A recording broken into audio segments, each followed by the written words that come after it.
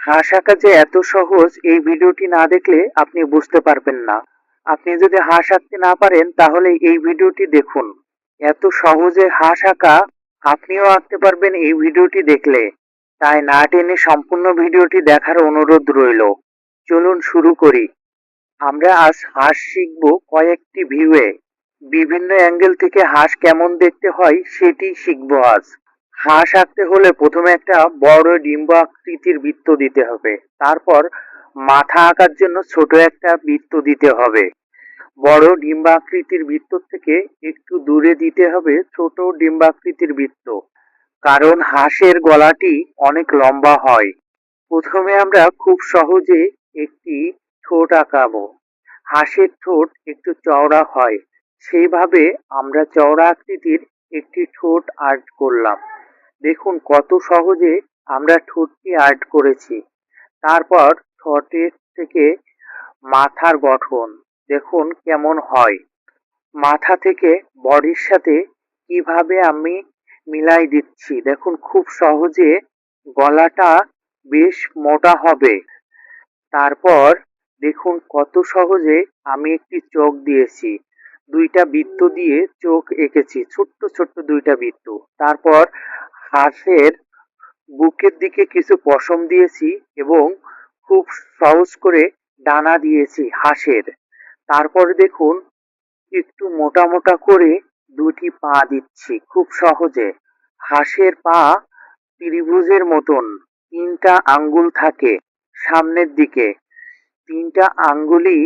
এরপর দেখো আরো একটি বৃত্ত আঁকছি। এটা হাঁস সামনের থেকে কেমন দেখতে হয় সেটি দেখাবো। তার জন্য একটা বড় বৃত্ত, তার থেকে একটু উপরের দিকে একটু ছোট্ট বৃত্ত দিয়েছি। তারপর ছোট্ট বৃত্ত ধীরে ধীরে বড় বৃত্তর সাথে আমরা জয়েন্ট করে দিব। মাথা থেকে দেখো বডির দিকে একটু মোটা।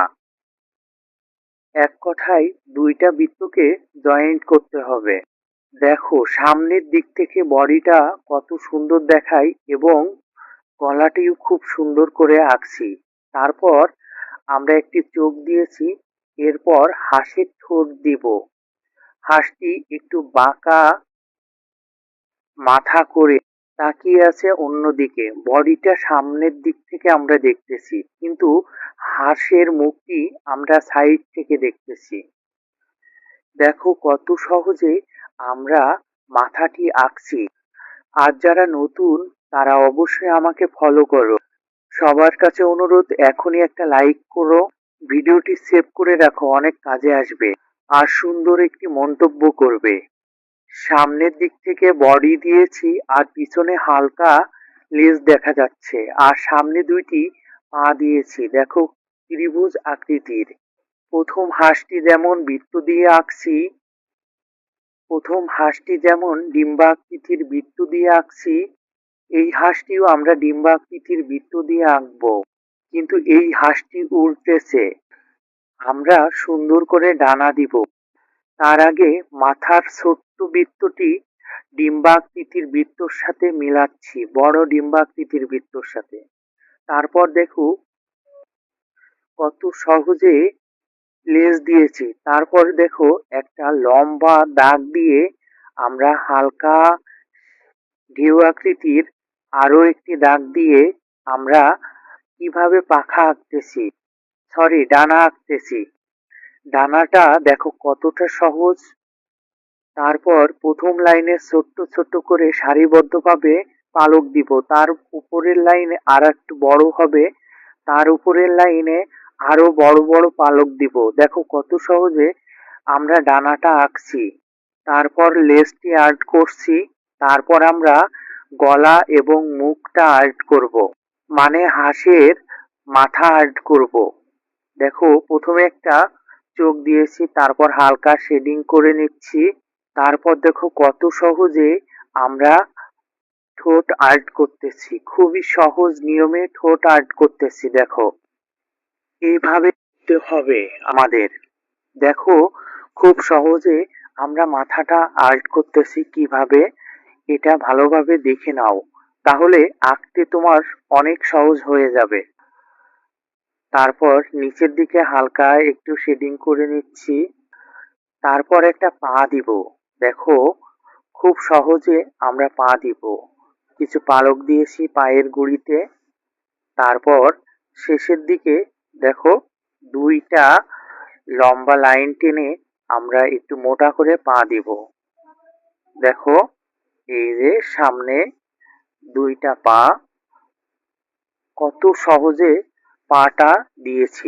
হাঁসটি মাটিতে দাঁড়িয়ে আছে, কিন্তু ডানাগুলো মেলিয়েছে, মনে হচ্ছে হাঁসটি উড়তেছে। তারপর দেখো, একই হাঁস আবার আর্ট করতেছি অন্য একটা ভিউয়ে। প্রথমে আবারও আমরা ডিম্বাকৃতির একটা বৃত্ত দিয়েছি। তারপর উপরের দিকে একটা ছোট্ট বৃত্ত দিয়ে মাথার আকৃতি করে, তারপর গলা দিয়েছি বডির সাথে মিলিয়ে। তারপর লেজের শেপ করব।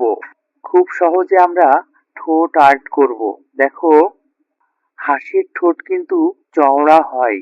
দেখো কত সহজে হাঁসের ঠোঁট দিয়েছি এবং চোখ দিয়েছি।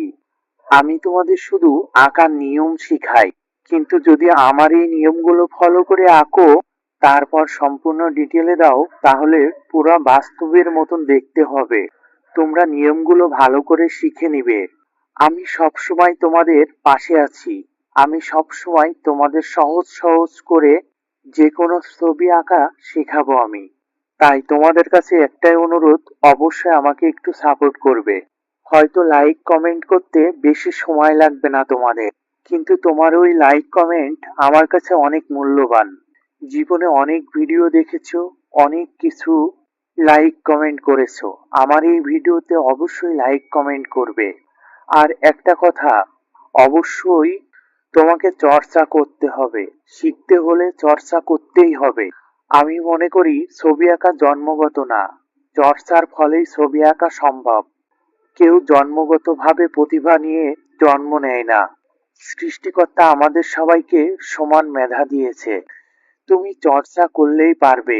চর্চা ছাড়া ছবি আঁকায় বিকল্প কোনো পথ নাই। আর ধৈর্য ধরে ভিডিওটি দেখার জন্য অসংখ্য ধন্যবাদ। অবশ্যই কমেন্টে লিখবে, শিখতে আমাকে হবেই। 570। পরবর্তী ভিডিও কি নিয়ে তৈরি করব অবশ্যই কমেন্ট বক্সে জানাবে।